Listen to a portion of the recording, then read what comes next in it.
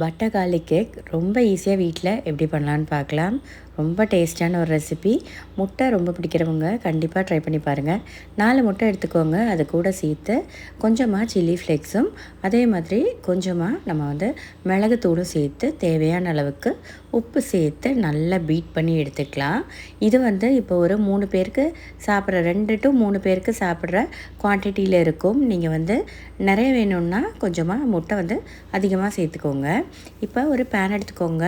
அதில் கொஞ்சம் எண்ணெயும் கொஞ்சம் பட்டரும் சேர்த்துக்கோங்க. இது ரெண்டும் மெல்ட் ஆகி வர்றப்போ நம்ம மிக்ஸ் பண்ணி வச்சுருக்கிற முட்டையை சேர்த்துக்கலாம்.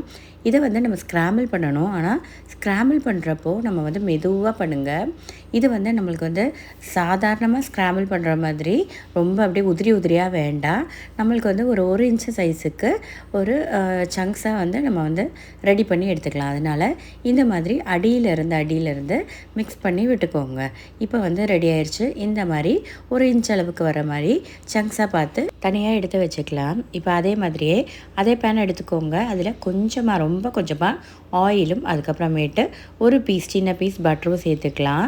இப்போ இது உருகி வர்றப்போ நீங்கள் குட்டியாக ரொம்ப நைஸாக சாப் பண்ணி வச்சுருக்கிற கார்லிக்கை சேர்த்துக்கலாம். அது கிட்டத்தட்ட 1 டீஸ்பூன் அளவுக்கு ஃபுல்லாகவே சேர்த்துக்கோங்க. அப்படின்னா தான் உங்களுக்கு இந்த கரெக்டான அந்த கார்லிக்கோட டேஸ்ட் வரும். அதனால் இதை கம்மி பண்ண வேணாம்.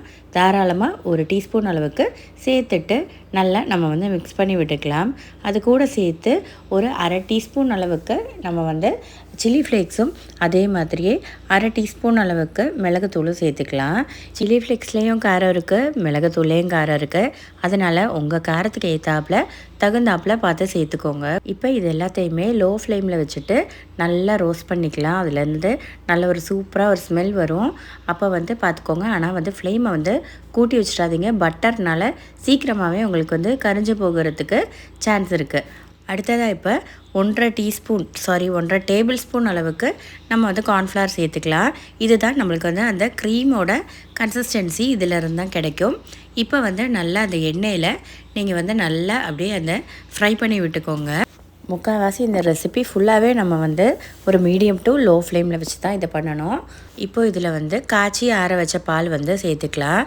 கிட்டத்தட்ட ஒரு 2 குழிக்கரண்டி அளவுக்கு நான் இதில் பால் மொத்தமாகவே சேர்த்துருக்கேன். இப்போ அந்த பாலோடு சேர்த்து அந்த மிக்ஸை நல்லா மிக்ஸ் பண்ணி விட்டுக்கலாம். கட்டி எதுவுமே வராமல் பார்த்து நல்லா எல்லா சைடுமே நல்லா மிக்ஸ் பண்ணி விட்டுக்கோங்க. இது கார்ன்ஃப்ளவர்னால சீக்கிரமாகவே உங்களுக்கு அந்த திக்னஸ் ஆகி வந்துடும். ரொம்ப இந்த மாதிரி கொஞ்சம் ஓவராக திக்காயிருச்சுன்னா இன்னும் கொஞ்சம் பால் ஊற்றி டைல்யூட் பண்ணிக்கோங்க. இது இப்போ நல்லா கொதித்து வந்துக்கட்டும். ஃபுல்லாக நல்லா மிக்ஸ் பண்ணி விட்டுருங்க. பால் தனியாக எங்கேயும் நிற்கக்கூடாது. அதனால் நல்லா மாவில் மிக்ஸ் பண்ணிக்கோங்க. இப்போ தேவையான அளவுக்கு உப்பு சேர்த்துக்கலாம். அது கூட ஒரு பிஞ்ச் அளவுக்கு மட்டும் மஞ்சள் தூள் சேர்த்துக்கோங்க.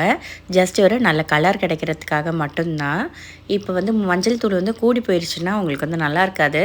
இப்போ எல்லாத்தையுமே நல்லா மிக்ஸ் பண்ணி விட்டு ஒரு நிமிஷம் கொதிக்க விட்டுட்டு அதுக்கப்புறமேட்டு நம்ம ஸ்க்ராம்பிள் பண்ணி வச்சுருக்கோம்ல அந்த முட்டையும் இது கூட சேர்த்து நல்லா மிக்ஸ் பண்ணிவிட்டு நல்லா லோ ஃப்ளேமில் வச்சு நல்லா குக் பண்ணிக்கோங்க. அந்த முட்டையும் அந்த நம்மளோட சாஸும் நல்லா பிளெண்டாகி வந்துடணும்.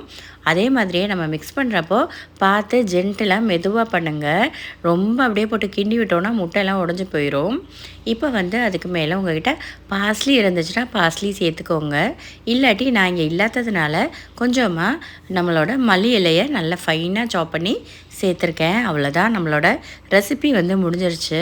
ரொம்ப டேஸ்டியாக இருக்கும். இது சப்பாத்தி கூட, நான் கூட, அதே மாதிரி ப்ரெட்டு கூட ரொம்ப டேஸ்டியாக இருக்கும்.